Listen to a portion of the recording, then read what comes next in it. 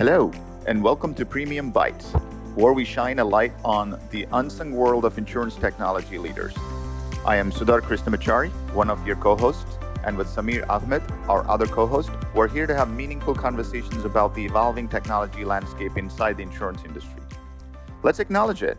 Being an insurance firm CIO or Chief Information Officer is one of the toughest leadership roles in today's world. You've got a risk-averse mindset baked into the very fabric of the industry, a legacy estate that must complement the modern tech, and a talent crisis from both the retiring side and next-gen recruiting side. And then you got the slower pace of innovation. We see it because we're right there in the trenches with you as consultants day in and day out. Our mission is to deep dive, have conversations that carry substance, offer practical insights, and help you validate and navigate the relevant challenges of being an effective CIO in the insurance sector. So thank you for joining us on this adventure. Let's jump right into our next conversation. Hey, Samir. Hey, good afternoon, Sudhar. How's it going? Good. Good to be back. Good to be back on our next episode, number 22 today. Yes, looking forward to this. This is, I think, a topic that we debated a little bit on. Is this the topic that is ready for prime time or not? But I've been spending some time reading about this, and excites me really, at least the learning part, and then hopefully sharing that part. But today's topic is a somewhat of an off the regular programming. Yeah. So quantum computing, right? That's what we're going to talk about. And it is interesting that you mention it, right? When we started, doing PremiumBytes, right, we had looked at what are topics that might be of relevance for tech leaders at insurance companies. And we, of course, had our usual topics, but we were brainstorming. So amongst the brainstorming, quantum computing was there. And as we've moved through the past 21 episodes, it never bubbled up as something that would be relevant. But so why are we talking about it today? Maybe worth a brief foray into that before we get too far. Yeah, I before some of the folks in the audience are like, definitely thinking like quantum computing, like, I don't know if I care about it. I think you and I had similar debates preparing through this, and I think we both came to a conclusion that while it is not ready today, but I think we think that this could be a no more than a 3 to 5 year play. Which means that maybe a little farther than the horizon 2 and 3, but not too far beyond that horizon. So it's still worth as a emerging technology to talk about and point out to our audience, what's relevant for them, right? Definitely. And the specific trigger for me, right, was back in February. I think these news stories started to come across my RSS feeds and on LinkedIn and so forth around Microsoft unveiling the world's first quantum processor powered by topological qubits, right? So it of course, right, piqued the curiosity, and it brought back this question of, okay, well, is this relevant? Is it not relevant? And we do our quarterly roundups, right? So I sometimes will bookmark these things for maybe it's useful to discuss in that. But as part of that, right, I started to educate myself. You and I talked a little bit, and so here we are, right? And maybe just to demystify all this, right? As we've been educating ourselves, right, you come to find out that there's different architectures out there that researchers, scientists are working on to create quantum computers. And there's superconducting and trapped ions, so forth. Multiple of them, probably 6, 7 of them, of which 4, as I'm understanding, have been sort of had breakthroughs, and they exist now in various forms at various companies. But there was this idea about this topological construct, and we can talk more on what that means. Yeah. That was only theoretical, and so recently now we have a processor based on that architecture. So that's the relevance. So I guess more fundamental question that I was brewing in my head was, is this a hardware problem that somebody will solve? And if I'm a, an IT leader or a mid-level manager, do I care? Because for the most part, I'm dealing with software applications at my level. And so I guess that would be a more first question, and then maybe a little bit deviating from that is like, is this completely different that you have to learn to write new software? Yeah. So I mean, look, the some I guess historical context is probably useful to answer that type of question and exploration.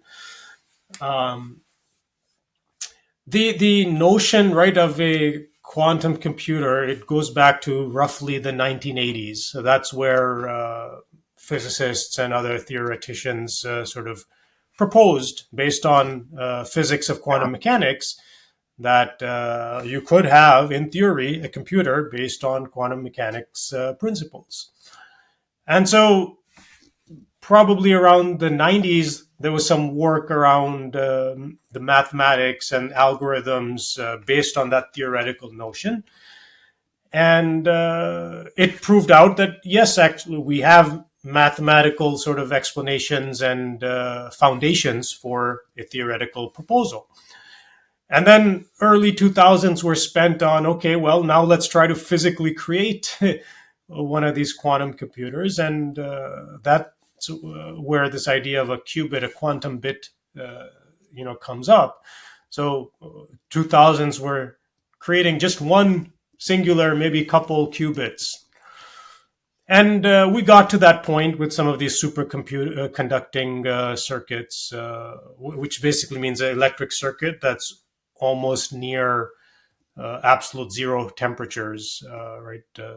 Colder than deep space, right? So that's the environment in which this kind of circuit has to operate to create the quantum conditions for a quantum bit to exist. Right. So anyways, right, that was roughly in the 2000s, right? So 2010s, that decade, then got to, okay, now we've done one or two, can we do multi-qubit processors? And progress was made there.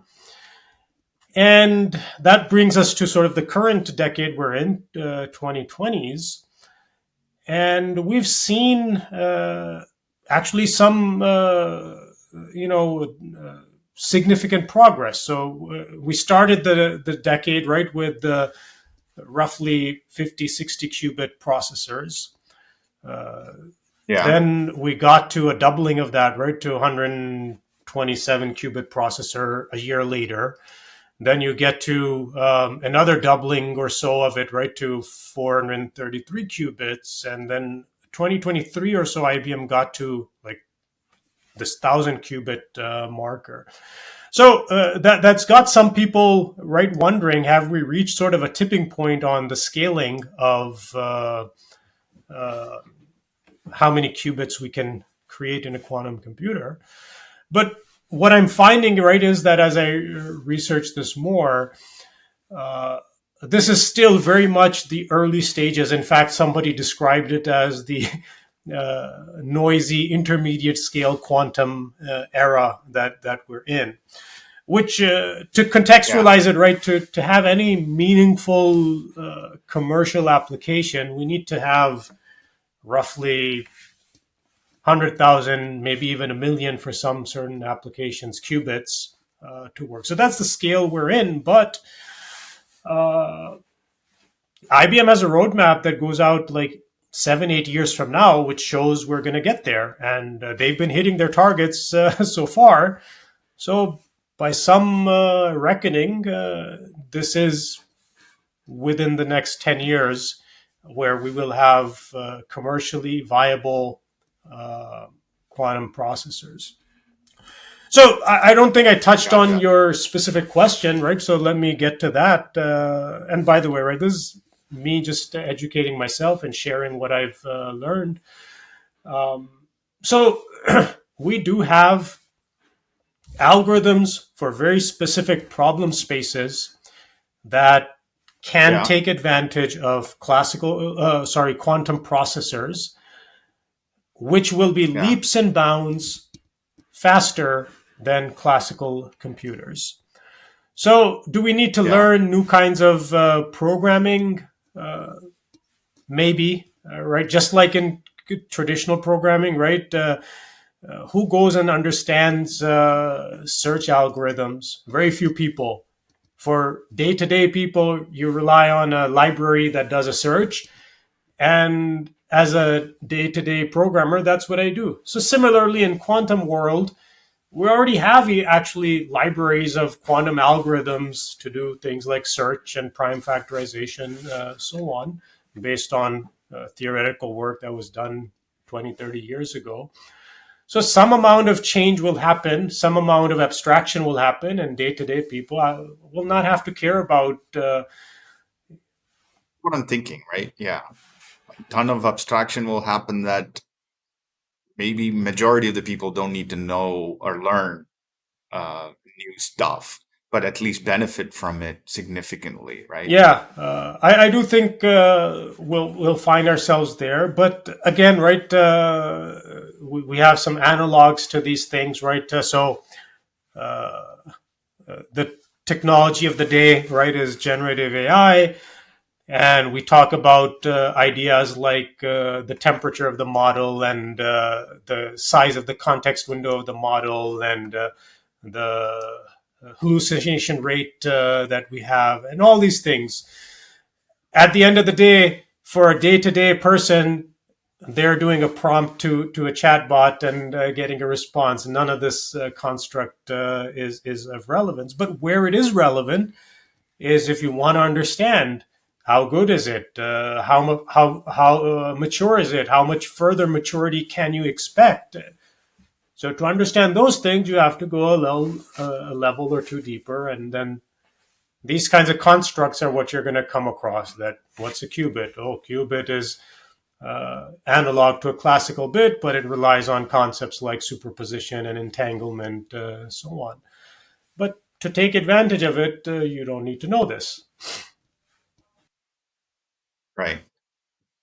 So coming from the theory, the technical aspects of it, and then the fact that we still are somewhat in that space of developing the core architecture and technology, not scale it yet, but I think the scaling is happening as we speak. I think there's some initial concurrence, generally speaking, within the insurance space on what the initial set of use cases will be. Right, there's some usual suspects there. Yeah, that's right. So I would sort of credit actually two sources here where I found quite a bit of value. One is IBM Institute for Business Value. So they have a decent amount of material on where things are with quantum computing, what are reasonable expectations for where we can be in 3-year, 5-year, 10-year timeframes, and the relevance and applicability of this technology in various industries, including financial services broadly and insurance very specifically. So they do have something for insurance there. And more pinpointed for our purposes, right? I also found a report from the Society of Actuaries, a couple of years old at this point, where they also did a survey of where is quantum computing, what are some recent experiments, what are the points of application of quantum processing and algorithms for insurance use cases specifically. And since it's from Society of Actuaries, right, they focused on the actuarial kind of angles, but it goes beyond just that. So we can talk a little bit more, right? What are these applications and how close are we to them being relevant for insurance tech folks and insurance businesses? I mean, the general use case direction seemed to be all about number crunching and how much and how fast you can crunch the numbers. Perhaps that's a somewhat of a very narrow way to box the quantum computing, right? It's not about just pure number crunching. I guess it can be about a lot more sophisticated use cases. It is, and maybe I'll share that I had to sort of dispel a notion from my own brain as I was, educating myself about this. That my naivety was right that okay, quantum processors are going to be faster than classical processors, and reality is a little different. That quantum processors are faster in a certain category of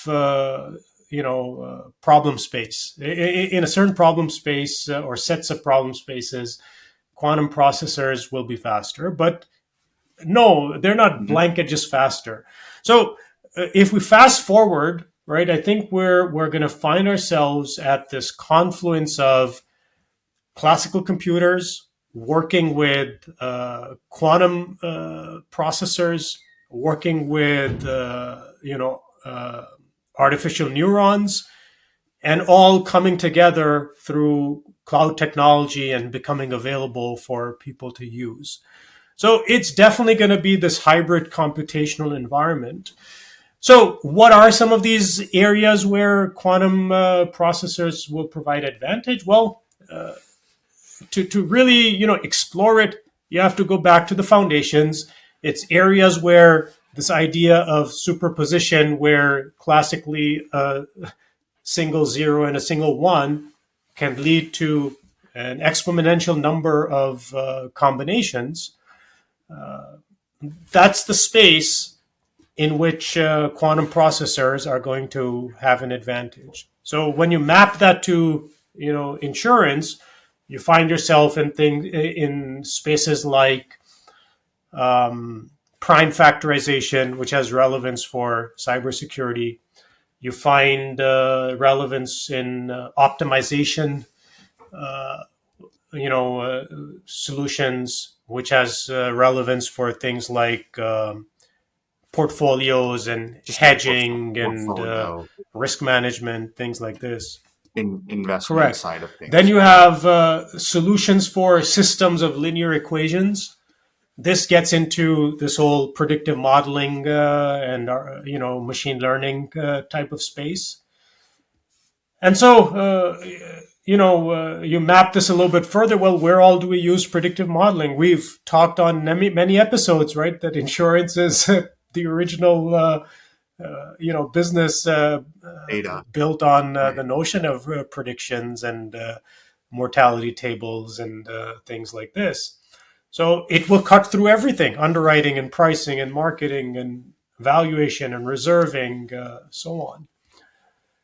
And then the other space where we've found some application is in this idea of generating synthetic data.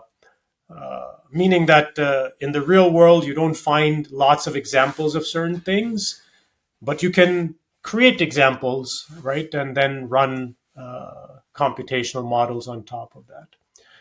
So pulling it all together, right, I think the applications from an insurance standpoint are in cybersecurity and cyber insurance, in running simulations, optimizations, predictive modeling, and then synthetic data generation. That's great. And I think you and I were talking as we were preparing, we also saw a couple of insurance carriers, at least publicly available information that we saw about experimentation, right? I think it was Anthem, if I remember. Yeah. I was reminded of this, right? That if you rewind to like the 1960s, uh, history of computing, right, is IBM's business is built on the backs of insurance customers being the very first adopters of mainframe computers, right? So here we are. One of the earliest usage that we see is Anthem, working with IBM again and their quantum computing group to run a longitudinal study on to kind of create better predictions of population health. Where again, you're not looking at single data points; you want to run models on whole populations. So they're experimenting and trying. I think it's maybe a little too early to get to any kind of meaningful results, but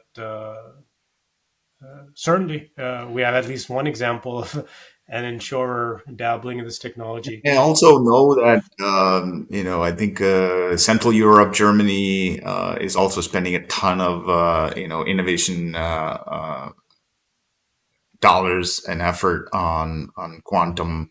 So I fully expect that Europe-based insurers will also be early adopters in this, and many of them are in that commercial, heavy data intensive, insurance space, and reinsurance is also a prime candidate for, data intensive processing. So I would expect some of those use cases will also emerge in the next, let's say, 5 years. Yeah, I think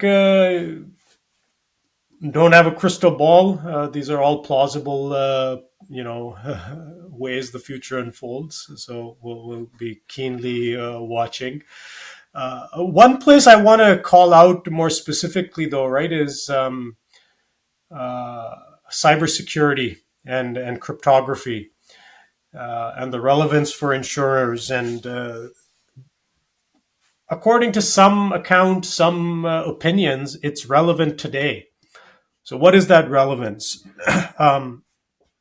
So, modern cryptography, right, is based off of RSA, encryption, which fundamentally exploits the fact that classical computers require lots of computation time to factor prime numbers. And today's estimates is like it will take 1 billion years to break a 2048-bit encryption key. We were talking, right, that a lot of algorithmic work and mathematical work was done in the 90s. So there is a proven, and actually not just proven, but demonstrated algorithm, Shor's algorithm from 1995, that will break RSA encryption, right? It will find the prime factor for a 2048-bit key, not in billions of years, but in days or in hours, if it has a sufficiently large quantum computer available. What is sufficiently large?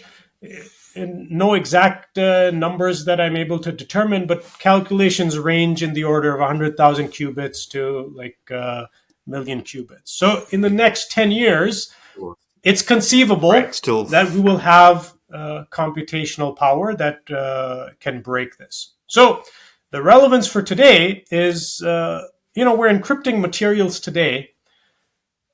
If it has a shelf life of more than 10 years, I should be concerned because, and there's evidence of this happening that, so this idea of harvest now and decrypt later. So bad actors will go and just grab encrypted content and store it, waiting for the day when a quantum computer is becoming available, and then they run this Shor's algorithm and break the encryption.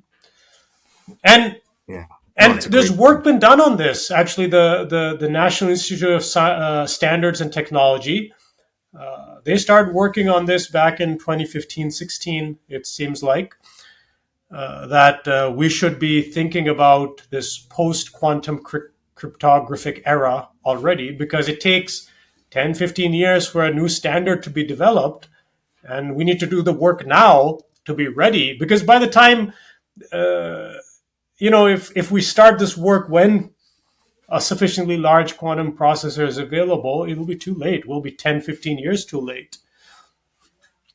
But is that not I guess a dichotomy or a conflict where we probably need quantum computers to devise new algorithms to be put in place that is not or that not breakable, I guess, by a future. So You know, never bet against the power of human ingenuity, right? To use a little bit more specific language, I would say even the human mind can devise an algorithm that can exploit quantum processors to do things that are not possible today. So I don't need a quantum computer to create the algorithm. I need a quantum computer to run the algorithm. We can, and in fact, NIST has published. Like I was saying, right? They started this work back in 2015-16 timeframe.